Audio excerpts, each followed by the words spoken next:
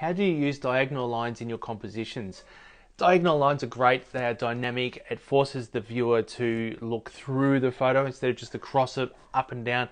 Vertical and horizontal lines have their place for providing stability and making it a strong composition, but diagonal is a bit more flow, a bit more free flowing, and there's two different types, all two different directions, and the way you encourage people to work through is the way you pick them up at the start of a diagonal line and lead them through.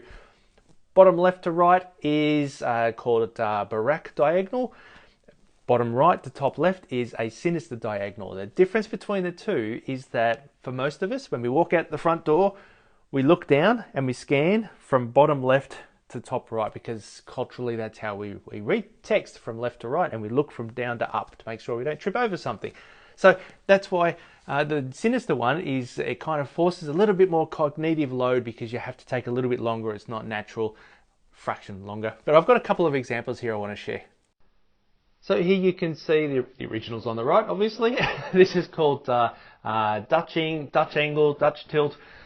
Basically, I've just rotated the photo, and by doing that, I've created the bike and the horizon, and even the street poles are now a bit of a diagonal. And you can see, for me personally, I think this is a bit more engaging.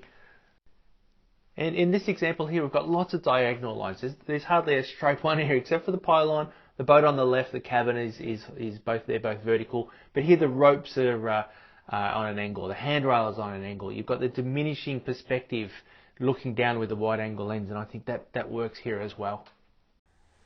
So there we go, diagonal lines, they're fantastic, and you can be existing or you can create them by rotating the photo a little bit.